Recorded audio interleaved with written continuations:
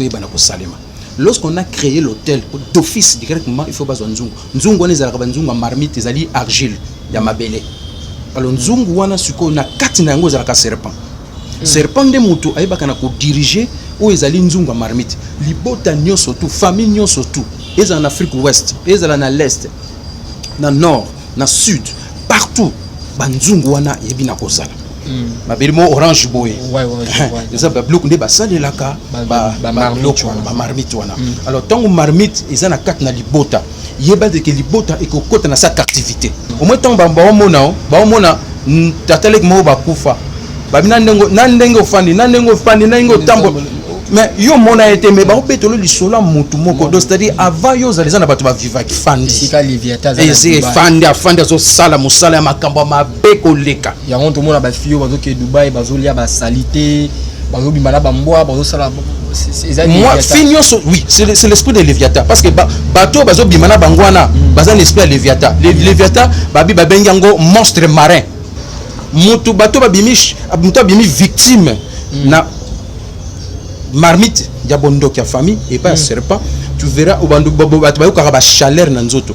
Lenge température eza kitoko bo mais yazo ka chaleur tazo sala asala ka ba biloko wana abebisaka po ya moto. Et puis au mona ba rêve mabe na bandoto na ekozala fréquent ya nyoka.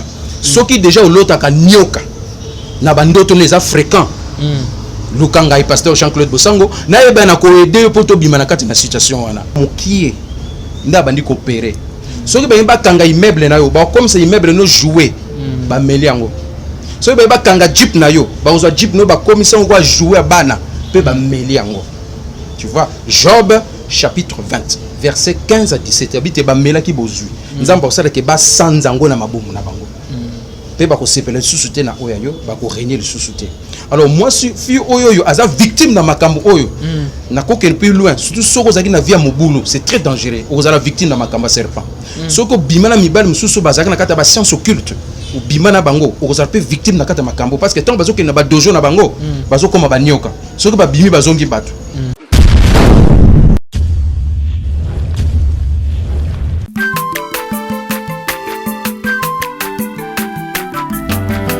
Mwana moto te po akosangai abongwa ni pete po awangana nzambe ya le nazarien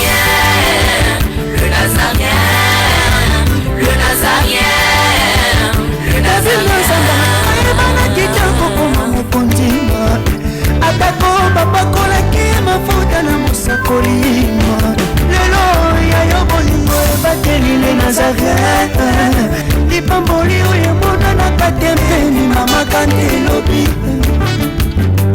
kolapye mapapu masope mafuta tokokesikana longo na nzambe oyo babenga na makomi Efada, thank you Father, charmé fidèle. L'union sont toujours aux orales bakwa condition na kacha chaîne Abino les Nazariens TV na cadre émission Abino Table Sainte vous a présenté par votre humble serviteur Dadi Mukwaya. Je dis un grand merci l'équipe Mobimba ya les Nazariens TV. Je dis un grand merci à la servante de Mama Tiffany Mokwa pour notre confiance au Pessinga. Je dis aussi un grand merci à Gira sur ma caméra, pourquoi pas na Alain Kiakala Oazana Régie. Table Sainte, Nazana Pasteur Moroya Mboka na Biso. C'est avec lui nous allons nous entretenir tout au long de cette émission. Na combo ya Pasteur Jean-Claude Bosango. C'est avec lui. Bon, ça a vraiment branché. C'est avec lui nous trouvons le thème vraiment, vraiment capital. Vous êtes vraiment important, vous êtes toujours branché, vous êtes toujours connecté à la chaîne Abino Bolanda. Vraiment, vous abonnez, vraiment partager l'émission. Vous avez vraiment les pasteurs Jean-Claude, vous avez vraiment le thème, on a cambié à partager le long, on a bis le long, on a peuple de Dieu, thème Ezali, les marmites diaboliques, on a l'ingat de Benyon Zungu Yabondoki. Pour le bénéficiaire, les Zungu Yabondoki, na pasteur Jean-Claude Bosango. Avant d'abord présenter le pasteur Jean-Claude, dans la régie, a vraiment quantique aux autres diffiés, aux autres pesa bananzambe le kumu, le sako mokondi, la servante de Dieu, et puis on se retrouve après cette chanson. Alléluia. Merci le roi de rois.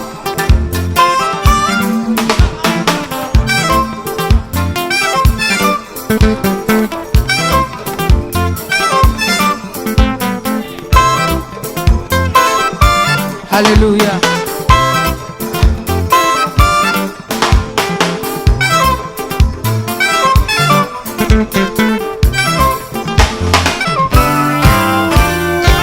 Tombola maboko na yo likolo. Lakisa maboko na yo.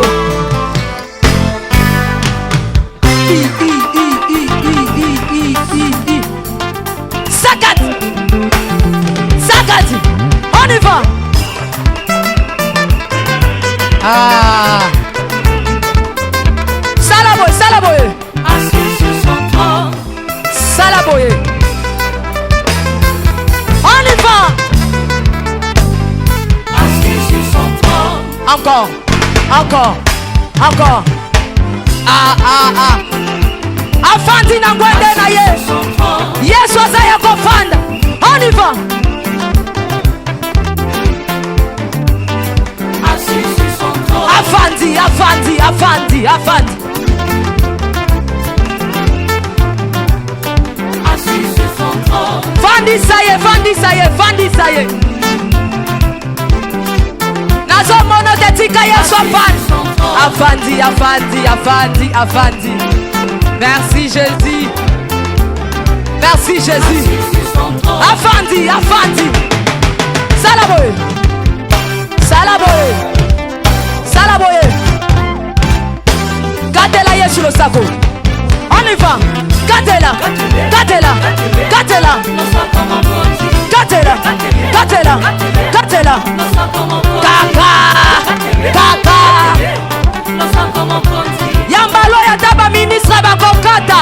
Nous sommes comme un bronze. Nazolo bakatela yelo sako. Katela yelo sako. Katela. Katela. Katela. Nous sommes comme un bronze. Nazo monote. Nazo monote. Nazo monote. Nazo monote. Salango boye. Dose, dose, dose, dose, dose. Tolobi a tout. Yoka. Merci. Tolobi boye. Yambaloyo. Ata ba ministre bakokata. Ata ba généraux bakosala nini? Nous sommes comme un bronze. Nalobi ata ba ministre bakosala nini? Nous sommes comme un bronze.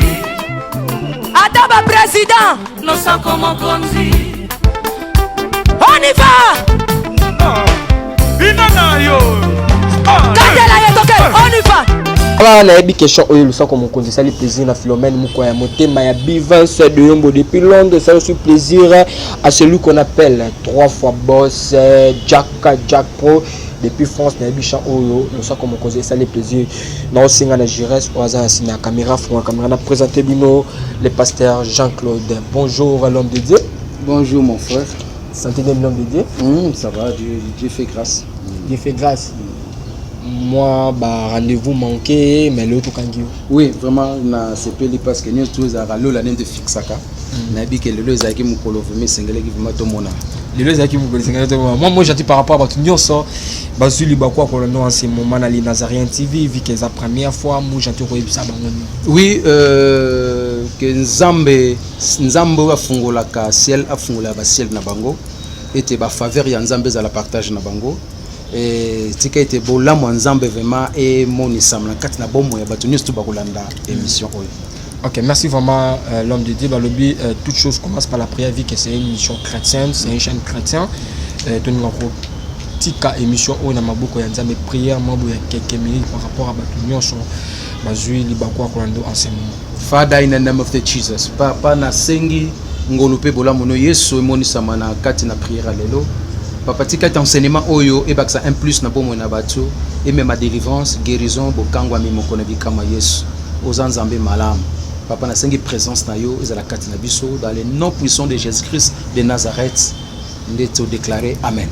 Amen. Merci vraiment l'homme de Dieu. L'homme de Dieu tout côté na sujet to relebela mkolelo thème to relebela mkolelo oyo bengi surtout partageons partout dans les 4 mots thème ezali nzungu ya bondoki les marmites diaboliques. L'homme de Dieu avant d'abord côté la mituna nanga no singa to yoka yo nanu. Ou expliquer d'abord nzungu ya bondoki. Pourquoi kaka nzungu ya bondoki? Ok.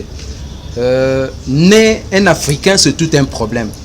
Parce que na kati ya bon moyo tozaleli photo ba été bato mingi tozosambela tozokende baeglise tozopesa bofrande tozosalela nzambe mais quelque part bato bazofungwama vraiment te bato bazomona bolamu te parce que eza na makambo oyo tonéglige eza na makambo oyo bato bazobeta yango mwa kara ndenge na ezali mpona kofungola mpona korevele oyo ezali profondeur parce que eza ngai moko mpe nabimaka victime ya makambo oyo babengi sur la marmite de la sorcellerie ya mabota parce que ngai nazalaki lipasa ko nazalaki lipasa mapasa baza na banzungu na bango oyo babotamaka nango bakomisaka bango li bakomisa nzambe me bakomisa biso bamapasa donc eloko wana yango nde esalaki ete vi libota nange kota na kati ya baproblème sérieux parce qu'il avait un hôtel mpo ete nzungu ezala il faut hôtel moko yebana kosalema.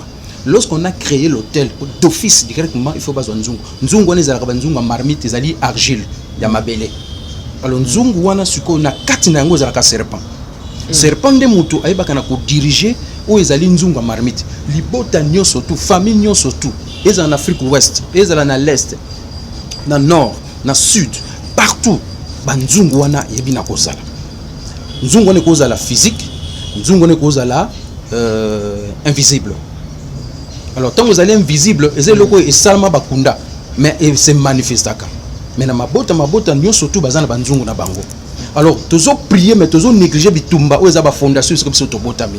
Et c'est comme ça to botami ezana ba problème sérieux ou ezo bundisa bana nzambe mingi lelo, peza makambo toujours ko bana ko négliger. C'est la raison pour laquelle dans 1 Samuel chapitre 2 verset 14, Bible sibiso boite na kati na shordron bisika oyoyo po to marmite ya bondoki ezali o baza ko tirer biloko. Et tant baza ko tirer biloko eza force ya famille.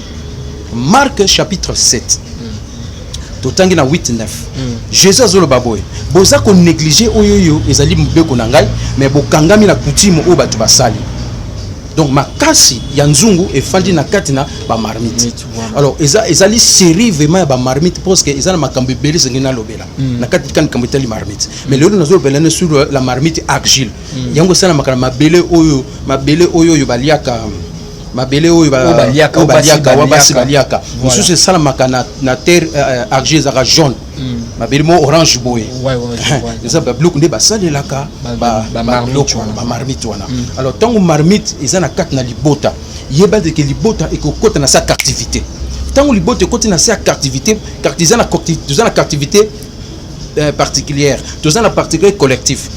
Tango tozoba na captivité collective, tozomona te libota mbuma bakangame. Mbato to bazo souffrir mais mutuna lolenge na ye. Parce que vous allez diriger na kati nzungu moko songolo. Alors na kati nzungu wana batu mingi na kati na bandoto na bango bamona banzungu. Batu mingi na kati bandoto na bango bamona banyoka. Mutu nyoso to amona ka nyoka na kati na ndoto na ye. Azo obligé faire le cas de délivrance. Parce que c'est très important oui ba été ils makambo to négliger to prier kapima pona honte to tcheka ngo kate. Na pesi mo ndakimo illustration moko boy. Au moins tant ba mona tatalek mo ba kufa. Babina ndenge ofandi nandengo tambo mais yo mona été mais ba opetolo lisolo mutu moko donc c'est-à-dire avant yo zalizana batu ba vivaki. Donc c'est la force de la ya nguya wana ni deza ko travailler na kati mabota batu ebele o lelo batu ebele baza ko ebana ko négliger. C'est la raison pour laquelle au komona a été Bible za ko recommander biso na Exode chapitre 34 na verset nango 13-14 bazo bisa biso wete to briser ba marmite to briser ba hôtel. Et ça recommandation oyo nzamba pesi biso déjà. Ezali domaine oyo ezo bundisa me ba ministère ba sa na nzambe ebele. O ba négliger peut-être domaine wana. Amoni kaka onction, naza onction. Or à part onction, ezala makambo pezo kanga parce que uti na fondation moko songolo. Je donne batwaza na marmite ya chefferie. Ate ozali pasteur, il faut bonde lo sala makaso le ka délivrance na domaine wana. So qui te ministère ba nozala kita mata. Donc c'est très important dans l'ensemble, il faut ba yeba été makambo biso to négliger ya on dit zo bundisa biso lelo. C'est la raison pour laquelle marmite pona eba na kosala misala na yango Deutéronome chapitre 32 verset 7 le bisobo. Botu na bakoko na bino, bakoyebisa bino makambo salama. Botu na bapara na bino bakolobela bino makambo bino boyebite. Yango nde muteza koyeba na ko combattre batu ebele. Parce que na ko comprendre que marmite zo sala musala o ko remarquer ngo mingi na kati na via batu bako progresser te progression za la kati. Batu ba okende liboso te. Batu bazo prier c'est comme si ba o prier te. Parce que ça na marmite moko bosongolo. Lelo nazo kota na deuxième volet mais na kozongela des émissions na ça la première volet Voilà. mais pour la deuxième volet na zo le bela mingi awa comment les serpents de marmite opèrent. Ok, comment les serpents de marmite opèrent avant de continuer l'homme de Dieu Mutuna Izali pourquoi kaka Izala kaka presque ba pasteur be presque ba prophète be ba kaka na nyama moko serpent pourquoi kaka Izala serpent? Merci beaucoup. Genèse chapitre 3 verset 1. Bible lobi était c'est l'animal le plus ruseux na ba nyama nyonso. Ça c'est 1. Azali akoki ko manipule parce que dès le commencement, oh et ça là que muta bouleversé le monde c'était le serpent. Serpent en soi a un problème mais l'esprit du diable qui était entré dans le serpent, ndeza ko ba na coopérer mus. Ça coopérer makasi. Na kesu su musika likolo na Ésaïe chapitre 27 verset 1. Bible lobi teza na nyama mongo na kombo ya Léviathan, azana forme ya nyoka. Azana forme ya nyoka babengi na kombo ya Léviathan. Léviathan zali nyoka mais azana mi tout douce. Aujourd'hui siège nezali na Dubaï. Ici ka afandi sika osala misala. Azala ki en Égypte. Azalaki na Égypte na Exode chapitre 7 soko tangi okomona ete tango nzamba yebise pa na Abraham beta na mai oyo Bible lobi ba mbisi ba bimaki ba sirène ba bimaki ba Léviathan ba bimaki ba kufaki bango nyonso nzamba albaki beta makile kokoma na mai oyo soko tangi na Exode 7 okomona ngo Abraham nzamba azo yebisa ipa na Moïse plutôt voilà abi beta na ba tente na bango beta na ba mai mike beta na ba fleuve tango beta ki Bible lobi ba mbisi ba kufaki. Alors, ce qui te côté dans la profondeur, c'est comme bisité, n'a pas sirène, pas koufaki. N'a Léviathan koufaki, parce que Léviathan n'a tant wana, abaneki ko régner na cadre d'Égypte. Ceux qui mutalinga somba, ceux qui mutalinga lata, ceux qui mutalinga ça, il faut qu'il y ait en Égypte. Mais aujourd'hui, c'est le Dubaï. Parce que Léviathan fandi, Léviathan koufaki na tant Moïse, il ne soit se retrouver dans Dubaï. Esprit est répandu partout. Oui. Ils sont répandus partout. Yango ne dezo sala musala pour le moment na Dubaï. Et ça siège yango siko e fandi. Sika Léviathan za. Et c'est fandi zo sala musala ya makambo mabe koleka. Yango to mona ba fio bazo ke Dubaï bazo lia ba salité, bazo bimana ba mboa bazo sala moi finioso oui, c'est l'esprit de Léviathan parce que bateau bazo bimana bangwana, baza l'esprit de Léviathan. Léviathan babi babengango monstre marin. Azali monstre marin. Normalement ils ont mission moment to sala. So na côté kuna to kokilma profondeur mais na ngito zonga na makambo za nango. Na ngape saka mo idée. Tu vois alors si kondenge za wana eza question il faut ko yeba ete tango serpent zo sala musala question mo kitondo utuni donc on a expliqué que ça na Léviathan ils ont la serpent parce que serpent azali nyama ou ba benge na apocalypse zo bengaye le serpent ancien. Tu vois donc oyo abandaki dane bandeli oyo ebina ko détruire mokili c'était le serpent à côté na kata muta détruire moto tu vois le Léviathan ça na Dubaï les pasteurs ocholo ba Léviathan ça na Dubaï boke ba fio boke na Dubaï bozo ça ba salvi bozo ki Dubaï ko ça ba salvi il y a ba salité ko bimana ba mbwa eza esprit ya yeba ngotango déjà au lieu salité ozo bimana ba mbwa oza déjà candidat ou candidate ya enfer voilà pasteur ocholo ba. Ok, pasteur Tozo on a 4 sujet. Merci beaucoup. Alors tu remontes à siko été marmite ndenge zawana makasi nango ekangi batu nyonso to ekangi libota ndenge kangi libota ekozala kata lopango et tu verras au moins mutazana sous en Afrique du Sud mutakozala lem sous azaralem sous na Victoire makoma na bandal mais comment na bandoto na ozolota kozana kata lopango a famille soki mutu ta lota ka ndoto obimal okenda mboka bapaya mais olota aka na ndoto na yo ezonga aka kozana kata lopango na bino yeba déjà qu'il y a une alliance et salama na nzungu o ekangi yo c'est-à-dire ozana poto mais amune zana kata lopango na bino tu as besoin de la délivrance et sengelo benga pasteur Jean-Claude Bosango o ngai moko naza victime makambo oyoyo ndenge nzamba kangolanga akokangola pe bino na kati na likamba marmite ya bondoki ya libota ça c'est 1 2 comment ndenge nini marmite ebaka na coopérer marmite ebaka na coopérer là où les gens reçus facilement yo za toujours na complication parce que tous na marmite en kodia ezali to lobela pe ngone émission marmite en kodia ezali a richesse sa famille ezali tous na marmite à chefferie ya bokonzi ya libota ezali to lobela pe yango mais au moment na kat na marmite oyoyo ezo sangalité nyoka wana zo tambola pona ko détruire batu ebele 2 mutu bato babimish mutu bimi victime na marmite ya bondoki ya famille et pas serpent tu verras au bandu bato ba chaleur na nzoto ndenge température eza kitoko bo mais yazo ka chaleur abandoko kapasi na kata nzoto eza biloko oyo esalama na famille ntongo bandaki kokola ekota bino na banzoto au fur et à mesure bozokola yango pesa nini ezotravaille contre bino et okomona epesaka tension serpent oyo ya marmite apesaka tension na kati ya vie ya bato c'est-à-dire omona moto amelaka bakisi melaka bakisi tension ezalaka likolo melaka bakisi azobondela mais le fait nano détecter te que ezali serpent nde moto asalaka biloko wana okofana mpe 10 ans ozaka na mal ezotungiso kaka yango ezopondela obanda kozwa mikanda bamédicament chaque jour na kati na bomoi na yo eyebaka mpe na kobouge cerveau mwa motu mayele ezokima omona famille moko baza na mo mayele ekimaka bango ezali serpent oyo aza na kati ya marmite ya famille ye nde moto ayebaka na kosala misala wana epe tokomona eloko mosusu okomona ete serpent wana soki eza na alliance moko to bosalaka cérémonie moko na famille c'est très dangereux mpo bato ebele baosouffrir nango eza na baalliance esalama na famille à partir ya marmite bokomona bato ozomona afandi masantaka neti nyoka ezotambola nzoto mobimba ntina motu ezotambola ekokotela msusu ntina motema ezotourne ezobaluka ezokende obando sentir bachaleur na kati akomisaka makolo bana basi mibali mwindu oza pembe me makolo ne ekoma mwindu eza kaka serpent nde moto azosala asalaka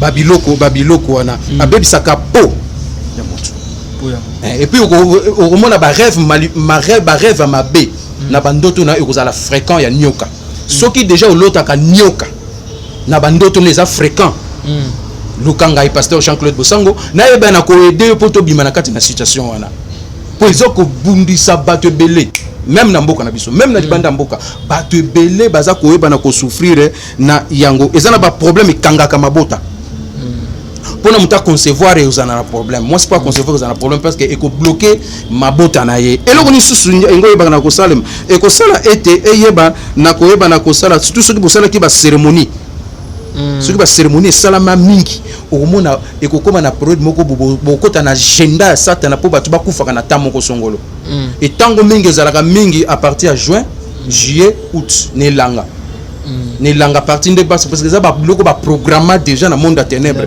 parce que surtout comme un espace à 3 mois comme ça ezalaka mukuse ba pe na facilité ko leka bato na mukuse bato ba wumela te ba destiné bato wumela te po ba kende. Mais aujourd'hui l'homme de Dieu va avancer aujourd'hui tout le monde a ba jeune ebele bazo kufa na ba moi autant c'est-à-dire à cause à juste ba marmite tu vois l'homme temi ba jeune o ba kufa na kati mboka na biso parce qu'il y a plupart de jeunes o ba kufa na kati mboka na biso ba jeune fille ba jeune garçon parce qu'à l'époque tu ebaki toto bando ko les aika ba papa ba koko ba kufa mais à l'époque oh il y a 21e siècle ça ba jeune garçon ba jeune fille ba kufa ça juste lié à serpent. Oui à la base parce que tu vois le monde moderne est piraté. Oh bah tu benga enfin to lo bela na marmite fana lukuna zunga na Léviathan parce que Léviathan puissance wana ba oyo bazanet na app là ba sali ni na lilala ordinateur ba to ba sali Facebook ba to ba sali ba Twitter ba Fox nango opona ba travailler lelo et ça na kati uti na ngwa Léviathan yango mona tato koti na taxi mutunyo tukaza mutu akolobela moninga azati mutu azaka na téléphone concentré na yango mais est-ce que bato batunaka ke feli ne sala mabisika wana comment biso tokokota biso miso na taxi tofandi mais toi concentré bana musu na poto loba comme na problème parce que azaka l'ordinateur pendant 10 ans azaka l'ordinateur mutu bandi ko bana osana na problème aya moi azobela mutu nzoka ndeza problème ya ordinateur parce que Fox il y a internet et fandi na puissance à Léviathan. Cette émission c'est vraiment très capital, c'est vraiment fort l'homme de Dieu. Tu parles de ça va sécler mon corps na habité sur le monde internet pour ma casse parce qu'après émission dans mon attaque on a ma casse alors je suis un guerrier de prière je suis un guerrier de prière et ça émission dans salle yango partout nazo leka pona bana na nzambe bayeba na ko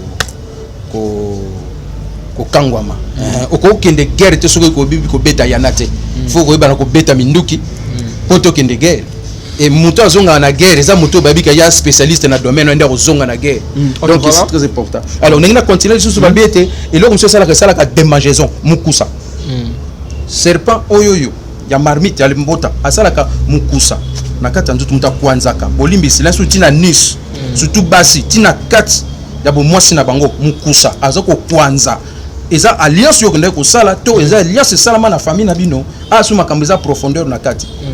Alors mususu na bolimbi na kamena loba mususu omona soki serpent za na kati ya mwana mwasi okoto na serpent za na kata mwasi ndengene. Kasi yango wana ndo ba serpent za na kata mwana mwasi na ba te là c'est pas physique to spirituel quelque part. Merci beaucoup. Omoni serpent oyo akoti ba koti si na kata na ndoto ko olali mais omoni serpent akoti na kata bo mwasi na yo. Dès qu'azo kota azo comme miniature. Au comme mokie nda bandi coopérer. Soki ba kanga immeuble na yo ba comme c'est immeuble no jouer ba meli yango. Soki ba kanga jeep na yo ba ozo jeep no ba commission ko jouer bana pe ba meli yango. Tu vois, Job chapitre 20 verset 15 à 17 habite ba mela ki bozui. Nzamba osala ke ba sanzango na mabomu na bango. Pe ba ko sepela susute na oyo ba ko régner le susute. Alors moi si fi oyo aza victime na makambo oyo na ko kel plus loin surtout soko zaki na via mobulu c'est très dangereux oza la victime na makambo serpent soko bimana mibali mususu bazaka na kata ba science occulte ou bimana bango oza pe victime na kata makambo parce que tant bazo kel na ba dojo na bango bazo koma ba nyoka soko ba bimi bazongi batu donc semence na bango mbema boye o nzamba sala eza sous semence te comme makambo susu donc moni ba délivrer parce que mutu na délivrance eza ko landisa ma salon mutu makambo mutakutani na yango. Et comme on a l'aime sous ba kawa les épelés au badmi baza ko ba na ko souffrir et outi na kata ba marmite ta famille musu ezali été mobile soka pénétrer pas moi si tant azo bima na poko nango ba pote bimi na sexe na ye et pas mobile c'est-à-dire serpent aza na kata matrice à moi na moi ça osala musala baza na besoin de délivrance couple wana il faut ba luka délivrance vous êtes obligé ko benga numéro nanga 00243 999 27 02 17 et ko permettre bino ete ngai pasteur Jean-Claude Bosango na aider bino na kati na ka onde pe na aider ba to belé na kati na ndenge tout ça musala oyo et nzamba lola akoyeba na komi moni sama et ezali esprit o ezali ko bundisa batu ebele pe batu ebele baza koyeba na ko bundisa mana yango ko ba effet na ngweza nini ba effet ya serpent na kati yango mon o nyoso tu na lobby eza be fait nyoso tu na lobby eza be fait nenga operaka tu vois opéraka ya on a bien sauté na kena deuxième module mbala moko tu vois na oh nyos makamlo to juste na lobby na minute eza makam oyo bakana ko opérer eza na pasteur musu azaki soka moni aki ko lukanga tango alandi mission abinanga pasteur soka na moni nio ka leki na chair nanga ne trouble bandi l'église omwa likamuka ba église panzani pe église kangami et bandaki ko bundise mingi mais tant on a tali senga bi kota profondeur ya 1 mois n'orienté na ba prière abisinga suko ça va ba c'est pas ba kanga ba pasteur avant comme pasteur outi na libota songolo avant comme pasteur outi na libota songolo outi na nzetete yo yebsanga ate oza pasteur koko na bino ya mwasi abanoko lamba misuni koko na mobile aso ke ko sokola azubilamba na tingo de l'espace kangami yo outi na fondation ya bongo ate oza pasteur oni ose la pour comme la malam omoni l'onction et puis na makamba mokilité ça n'a rien à voir na makamba na biso mais am na yo ils ont besoin de délivrance malgré aux pasteur bolimbi c'est un pasteur tout mo ka bien nga bien na ça pasteur a besoin de délivrance na comme pasteur ndengeni parce que comme pasteur te sans que briser ba étape et belé au briser étape pourquoi que briser étape il faut vraiment le vrai délivreur un pasteur face à la complet. Mais la Bible nous dit ceux qui mutu o ayebi soit se convertir a commis à nouveau a commis muta sika balien nyo soma mwasika et ko kataniza li soute mais yo tongo isa biso ke non o commis pasteur o zaka kana serpent zaka na marmite diamant ni merci beaucoup parce que tous les disciples Yesu totali ba Abraham ba Isaac tout bazaki na balien to ozaki ya ba grand-père na bango tonza mapona ki a wende bango la ki nyonso ba balien na ba marbit nyonso ezaki brisé. Merci beaucoup na ko c'est comme ça très important même Jésus a sa généalogie na ye soko tali na Matthieu chapitre 1 on va dire que au moins là que Jésus généalogie na ezala kinen babi Dieu d'Abraham Isaac et Jacob voilà ba fandera nzungu bando le misuna bato to bando adorer ga nzambe yo koko na bino ezala ki ko azala ko bongo manioka azala ko bongo mangando yo ceux qui nous ont délivrance nangote à tous les pasteurs tu auras des problèmes sérieux dans le ministère na yo nazo ba makompose ngamo ko nazaki victime ya nzunga bana mapasa oye combattre ki ministère nanga makasi mais tango na ko comprendre na ko kota ba profondeur na ko tanga lisusu na ko la délivrance ne et permettre nga lelo et ministère nanga fungwama parce que nazaki wana tu wana contact ko to makamba ministère makamba le bezali et belé tu vois donc c'est la raison pour laquelle en tant que moi na nzambe il faut que le cas délivrance miracle au kozongo facilement guérison au kokuta en même temps na nzela batio le boko mais délivrance il faut que lukango délivrance ba luka kango ko luka pour être oyeba na kozala délivrer ce que luki délivrance c'était au combattre mais lobe ko bambana parce qu'il y aura des réclamations. Pourquoi des réclamations? On est dans la première étape. Réclamation il y a parce qu'à cause des alliances, à cause des pactes où salama kana question de répondre à la question répondre au tuninga ba cause à alliance à cause à pacte salama yango moni diable azui makasi ya kubanda ko réclamer ka bato. Bon allez-y comprendre. Yo boto mina libota oyo mama kendaki na zamba ko luka po abota yo. Oyambi Yesu en tant que Seigneur et Sauveur. C'est un processus pour comme Ekela Masika. Vous avez une créature à Zamba. Parce que sur les cas de délivrance nango, nazo répondre yo na makambo tuninga. Est-ce que sur les cas de délivrance nango, yo po yo zemina yo bakenda ki babi bakende na cimetière. Il y a terre et ciel, terre et ciel. Ouais. Tata na yo ba recommander ba ndoko bota te, ba na besoin mwana. Ba ke na tombo moko songolo, ba se coupler. Yo ye na mukili baboti yo est-ce que baboti vraiment on lime kota pa nzambe peut-être na nzoto bozo mona na mutu mais kati na yo oza mutamai wasu to kotina domaine mususu oza mutamai c'est la raison pour laquelle batebele bazo lala na bandoto na bango bazo mona kaka azala ka pembe na mai yo ndoto no comment oza ka pembe na fleuve oza ka pembe na mai njilo oza ka pembe na mai ya kalamu oza ka pembe na ba mai ba océan olotaka boseya ba mai ba nini c'est que eloko ezo kangayo po uta na mai soko le kit délivrance c'était au le kit délivrance c'était dans la profondeur au souffrir la vie oyo na sa mokilo yo pe ciel les la partage noté kokoma ekelambo ya suka c'est tout un processus eza likambo poko ya mbala moko te donc au la botami attends moi bible et théologie maman pour comme maman pasteur. Théologie, c'est la connaissance. Parce que théologie, c'est la connaissance. Ministère en Zambé. C'est ça, parce que théologie, c'est la connaissance. C'est bon, il y a Kotanga. Mais il faut évacuer. Nauti na musisa moko songolo. Nauti na racine moko songolo. Et ça, na fille mona lubumbashi azotambola papa. Akute na papa mona nzela papa na monia angumbi mutu. Atuni papa na angumbi mutu poani habité.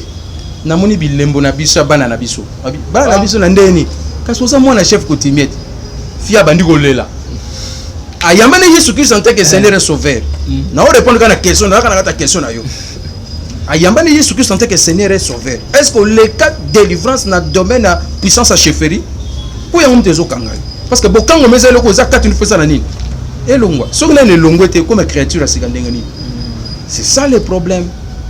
Donc quelque part enseigner biso mabe c'est la raison pour laquelle on moni batmingi le bazo nabi mais na comme ekela masika ndeni makambo zo charger te ndeni makambo zo bongo mate yo uta inceste au le cas de délivrance inceste oza mbuma ya noko na mama na bino oza mbuma tata leka tata na leka mwasi bo sangani yo bima yo le on malamu zela atoko mi pasteur et le malamu il faut nous cas délivrance.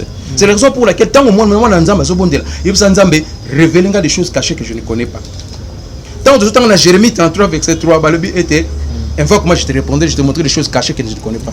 Des choses cachées que tu ne connais pas. Yo ces années. OK poto. Voilà l'homme de Dieu émission Babi qui est TV Zangonga.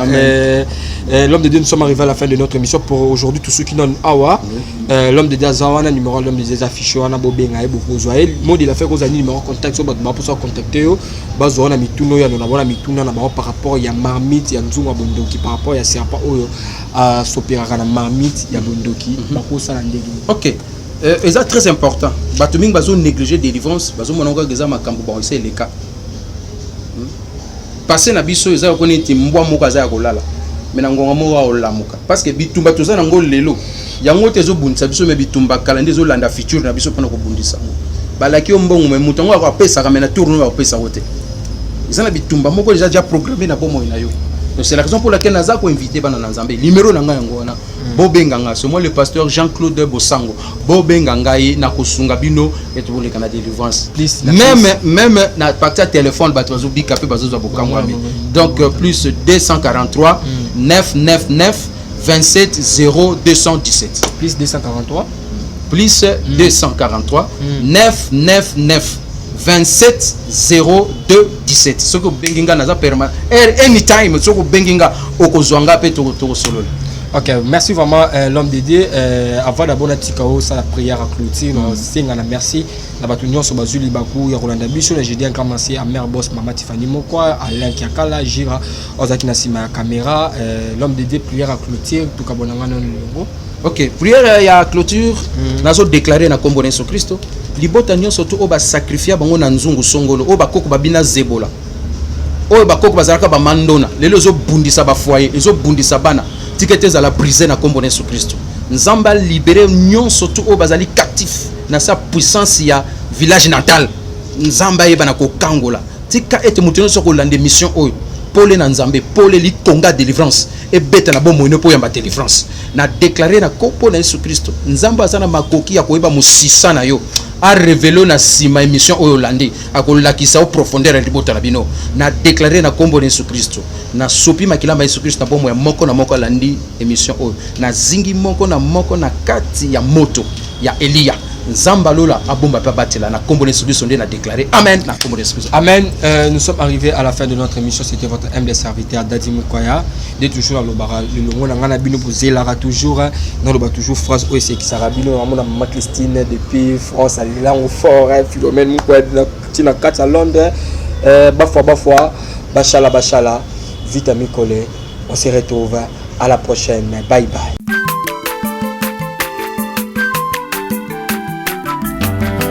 Mwana moto te po akosangai abongwa ni pete po awangata Nzambe ya le Nazarien le Nazarien le Nazarien le Nazarien bana kitoko koma mokondima atako babakola ke mafuta na musakolima lelo ya yo bolingo bateli le Nazarien lipamboli oyo mona na katempeni mama kantelobi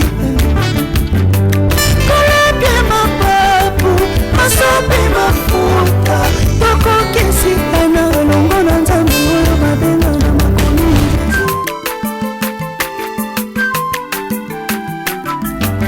aza mwana moto te po akosangai abongwa ni pete po awangata Nzambe ya le Nazarien